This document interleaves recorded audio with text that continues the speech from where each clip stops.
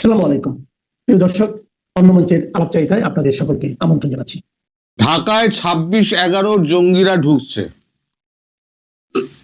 মুম্বাই হামলায় যে 26/11 যেটা পরিচিত সেই নামে, সেখানে হামলাকারী যারা আছে তারা আস্তে আস্তে ঢাকায় ঢুকছে। তা আমাদের কাগজেও এটা নিয়ে একটা খবর বেরিয়েছে।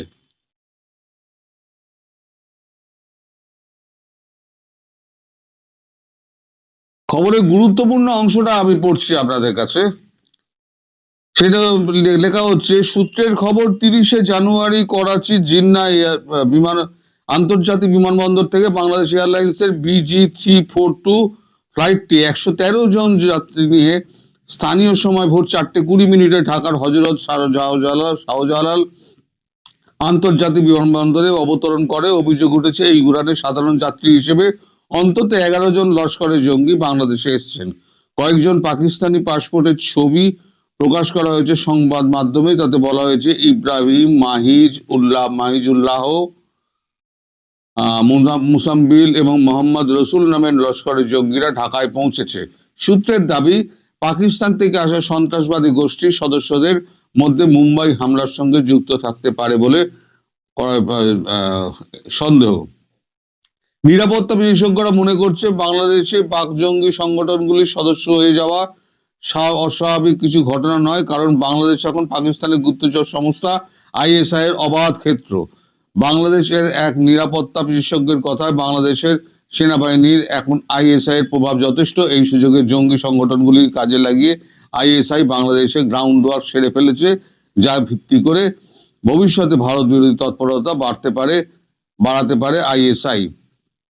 আওয়ামী লীগ প্রথম থেকেই অভিযোগ করেছে, 2024 সালে জুলাই আগস্ট আন্দোলনে জঙ্গি গোষ্ঠীগুলি সক্রিয় অংশগ্রহণ ছিল। এছাড়া গত অক্টোবরে পাকিস্তানের মারকাশি জামিয়াতে আসলে হাদিসের নেতা হাফিজ সাঈদের ঘনিষ্ঠ সহযোগী ইমতিয়াজ ইব্রাহিম জাহিদের বাংলাদেশ সফর এবং সীমান্তবর্তী জেলাগুলিতে তাদের নিয়ে যাওয়ার কথা উদ্বেগভাবে প্রকাশ করা হয়। নিরাপত্তা বিশেষজ্ঞদের মতে, নির্বাচনের আগে এই পরিস্থিতিতে ভারতের পূর্বাঞ্চলীয় সীমান্তে এবং বাংলাদেশের আভ্যন্তরীণ নিরাপত্তার জন্য বড় উদ্বেগের বিষয় হতে পারে। রাজনৈতিক মহলের যুক্তি, সংস্কারের নামে বর্তমান প্রশাসক দেশের নিরাপত্তাকে ঝুঁকির মুখে ঠেলে দিচ্ছেন। মানে মোহাম্মদ ইউনূস দেশকে ঝুঁকির মুখে ঠেলে দিচ্ছেন। এখন আপনারা বলুন, এই বাংলাদেশকে কি করা যায়? এখন আমাদের স্বরাষ্ট্রমন্ত্রী কিছুদিন আগে 7 সিস্টার্সে দাঁড়িয়ে অমিত শাহ একটা হুমকি দিয়েছিলেন। দেখুন, আপনারা সবাই জানেন অমিত শাহ হচ্ছেন আমাদের স্বরাষ্ট্রমন্ত্রী, তিনি দেশের অভ্যন্তরের ব্যাপারটা দেখেন। স্বরাষ্ট্রমন্ত্রী প্রতিরক্ষা মন্ত্রীর বক্তব্যকে স্বরাষ্ট্রমন্ত্রী বললেন কেন? ভারতবর্ষে কিন্তু এগুলো ঘটে না, যে এক মন্ত্রকের মন্ত্রী আর এক মন্ত্রকের কথা বলবেন, সেটা কিন্তু ভারতবর্ষে হয় না। হঠাৎ তিনি বললেন কেন? কারণ তার কাছে এই স্বরাষ্ট্র দপ্তর সম্পর্কে এমন কিছু খবর এসেছিল, যেটা নিয়ে তিনি মত প্রকাশ করেছিলেন এবং বলেছিলেন, দরকার হলে আমরা ভেতরে ঢুকে আঘাত করতে পারি। এই যে আমাদের টিমটা যে এখন এতে যাচ্ছে, আমেরিকা গিয়েছে, আমেরিকাতে এই সমস্ত কথাবার্তা হয়ে গেলে, বাংলাদেশ সম্পর্কে চুক্তি সম্পাদিত হয়ে গেলে, আমি যেটা বহুদিন আগে থেকে আপনাদের বলছিলাম, যে নির্বাচনের আগে অথবা নির্বাচনে 2-4 দিন এদিক ওদিক হতে পারে, একটা বড় ঘটনা ঘটবে। ভারতবর্ষ কিন্তু আর সহ্য করবে না। আপনারা যদি মনে করেন নরেন্দ্র মোদী চুপ করে বসে আছেন, তাহলে পরে ভুল। মাঝে মাঝে আমিও রাগ করেছি, কিন্তু পরবর্তীকালে খবর নিয়ে দেখেছি নরেন্দ্র মোদী এই সমস্ত ব্যাপারে যথেষ্ট রকম নজর রেখে চলেছেন এবং তিনি ঠিক সময়ের অপেক্ষা করছেন। এর পরের ভিডিওতে, সন্ধ্যের ভিডিওতে, আমি আপনাকে একটা ঘুড়ি ওড়ানোর গল্প আপনাকে শোনাবো, যেটা নরেন্দ্র মোদী করেছেন। ঘুড়ি ওড়ানোর সঙ্গে কূটনৈতিক সম্পর্ক কি থাকে, সেটাও কিন্তু নরেন্দ্র মোদী বুঝিয়ে দিয়েছেন। মানে একজন চাওলা আপনারা যাকে অপমান করেন, সেই চাওলা দর্শন আপনারা ধারে কাছে পৌঁছাতে পারবেন। তো যাই হোক, এখন এই যে ঢাকায় যে 26-11 সব জঙ্গি পঙ্গি এরা সব ঢুকছে, এতে কিন্তু ভারতের কাছে সুবিধে হয়ে গেল। এক, পাকিস্তানকে মারার ক্ষেত্রে সুবিধে হয়ে গেল। পাকিস্তান তো নিশ্চিতভাবে ভাঙবে, পাকিস্তান কিন্তু নিশ্চিতভাবে ভাঙবে। পাকিস্তানের কিন্তু মানে ভাঙা শুরু হয়ে গিয়েছে। আর একটা খবর আপনাদের দেখাই এই প্রসঙ্গে, সেটা হচ্ছে আফগানিস্তান, বালুচিস্তানে একটা খবর বেরিয়েছে। এখানে খবরটা হেডিং হচ্ছে, এগিয়ে আসুন তরুণী জঙ্গির বার্তা ভিডিওয়।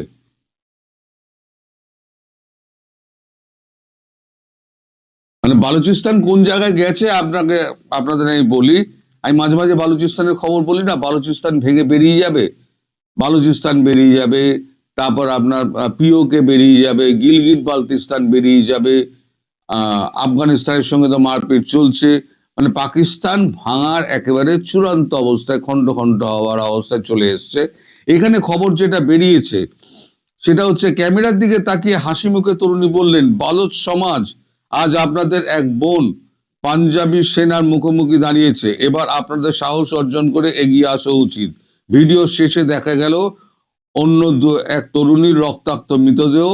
বালুচিস্তান লিবারেশন আর্মির দাবি, তাদের নাম হাওয়া বালোচ এবং আসিফা মেঙ্গাল।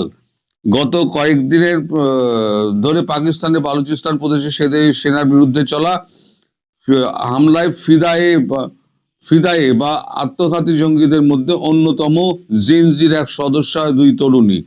বিএলএর তরফে যে হামলার সাম্প্রতিক নাম অপারেশন হেরাফ।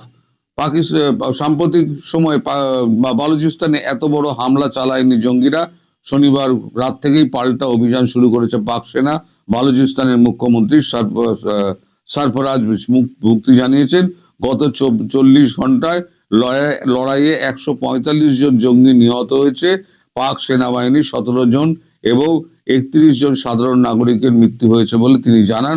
বালুচ জঙ্গিদের পাল্টা দাবি, পাক নিরাপত্তা বাহিনী 200 জনের বেশি সদস্য নিহত হয়েছেন। বালুচ জঙ্গিদের ভারত মদদ দেয় বলে দাবি করেছিল ইসলামাবাদ, গতকাল সেই দাবি উড়িয়ে দিয়েছে দিল্লি। এখন এরা সবকিছুতেই ওই বাংলাদেশের মতোই সবকিছুতেই এরা ভারতবর্ষের হাত দেখে। যা হয় রানে কিয়া ইন্ডিয়ানে কিয়া, আর বাংলাদেশে যেটা হচ্ছে সেটা হচ্ছে সব হচ্ছে ভারত বিরোধী।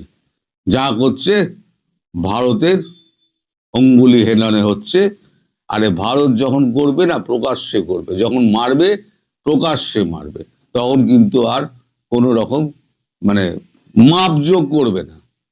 যেটা খুব শিগগিরই এগিয়ে আসছে। আপনারা হয়তো ভাবছেন যে কিছুই হচ্ছে না, যা চেপে রেখে দিয়েছে ইউনূস সরকার, নিজেকে বুঝতে দিচ্ছে না। ইউনূস সরকারের অবস্থা কিন্তু ভেতরে ভেতরে খুব খারাপ।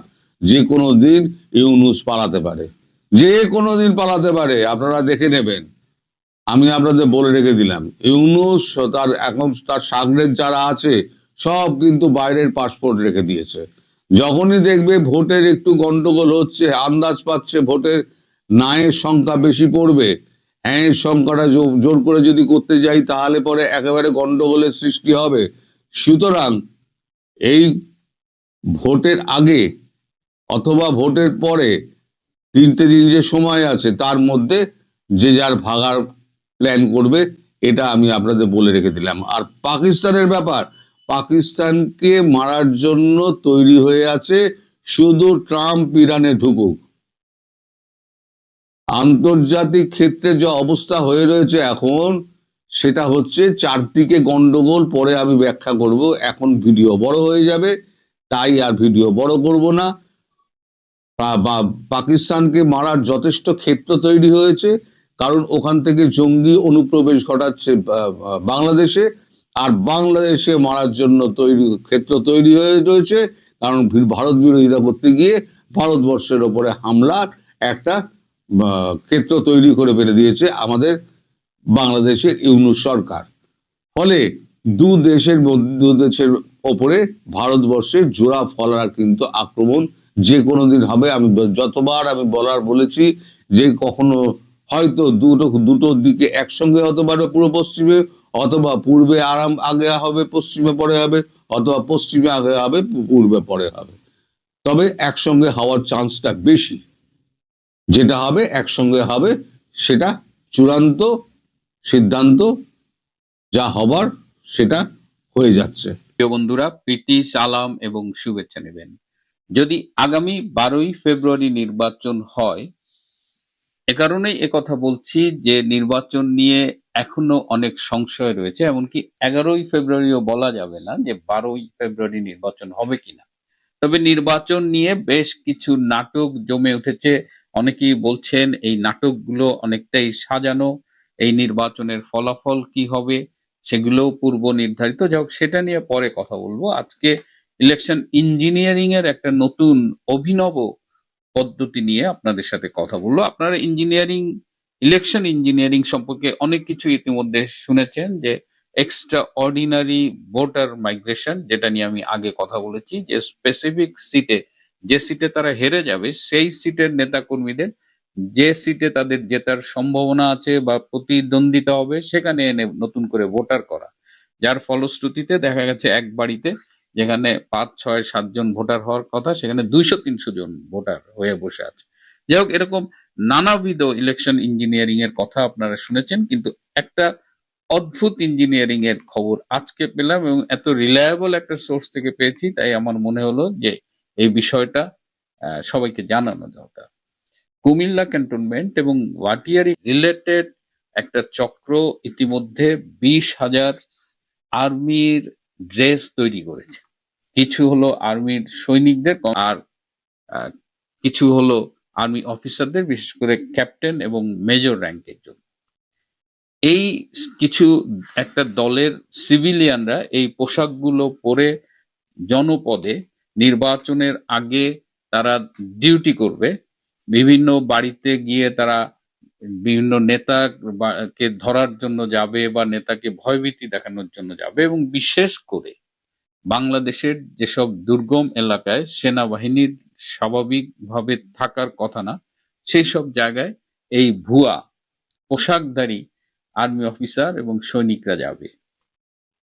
এদের উদ্দেশ্য হলো যে, ধরেন একটা গ্রামে গিয়ে তারা কোনো একটা দলের নেতাকে খুঁজতে গেল, তখন হবে কি যে ওই গ্রামে ওই দলের মধ্যে একটা আতঙ্ক ছড়িয়ে পড়বে যে খাইছে রে, আর্মি আসছে, এবং আর্মি বোধহয় এবার এই নির্বাচনে এই দলের এগেনস্টে কাজ করবে। So এই ভীতিটা যখন সারা দেশব্যাপী ছড়া যাবে, তাতে অন্য যে দল, যাদের সমর্থকরা এই ভুয়া আর্মির পোশাক পরে নকল আর্মি অফিসার হয়ে বা সৈনিক হয়ে জনপদে যাবে, তারা বেনিফিটেড হবে।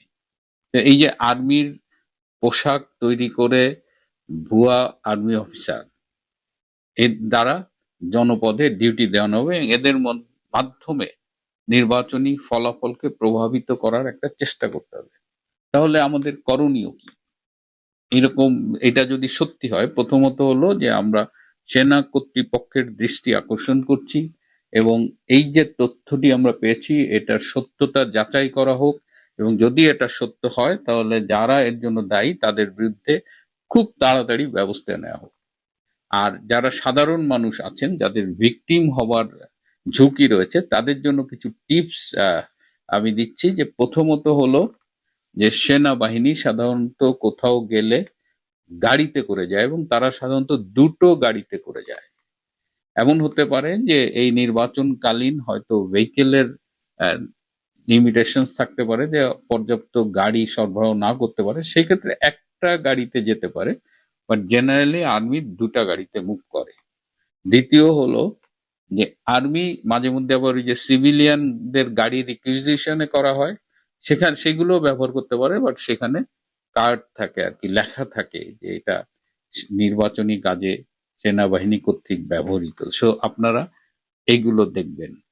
দ্বিতীয় হলো যে দেখবেন যে অনেক সময় রাতে বিভিন্ন সময় সেনাবাহিনী, বিশেষ করে 2-3 দিন আগে, এই লিস্টেড ক্রিমিনালদের ধরার জন্য বা অস্ত্র উদ্ধারের জন্য সেনাবাহিনীরা রাত্রে অভিযানে যায়। তো রাত্রে যারা অভিযানে যায়, এখানে মনে রাখবেন যে রাত্রে কখনো সেনাবাহিনী একা যায় না, হয় তাদের সাথে পুলিশ যায় অথবা র্যাব যায়। সুতরাং যদি দেখেন যে শুধু আর্মি এসেছে, তখন কিন্তু আপনি সন্দেহ করতে পারেন। আর যদি আপনার কখনো সন্দেহ হয়, তাহলে আপনি নিকটস্থ সেনা ক্যাম্পের সাথে যোগাযোগ করবেন। এই কারণে আমি আপনাদের একটা অনুরোধ জানাবো যে আপনি নিকটস্থ সেনা ক্যাম্পের বা আর্মির যদি ওভারঅল কোনো কন্ট্যাক্ট নাম্বার থাকে যে এই নাম্বারে যোগাযোগ করুন, সেই নাম্বারগুলো আপনার সংগ্রহে রাখবেন এবং যদি কোনো রকমের সন্দেহ হয় তাহলে এইসব নাম্বারে যোগাযোগ করবেন। এবার নির্বাচনে জয়লাভ করার জন্য একটা দল মানে একেবারে হাঁটু গেড়ে লেগেছে যাকে বলে আর কি, তারা they are ready to go to any extent, এবং বুঝতেই পারছেন যে তারা এখন এই নকল আর্মি দিয়ে জনপদে ভীতি সৃষ্টি করারও একটা চেষ্টা করছে। এছাড়া আরো অনেক রকমের ইঞ্জিনিয়ারিং এর কথা আছে, সেগুলো নিয়ে আর বলবো না, কিন্তু এই অ্যালার্মিং এই খবরটা আমি আপনাদের মাধ্যমে জানিয়ে দিচ্ছি এবং আশা করি যে এ ব্যাপারে পর্যাপ্ত তদন্ত করা হবে। প্রিয় বন্ধুরা, আজ এ পর্যন্তই। ভালো থাকবেন, সুস্থ থাকবেন।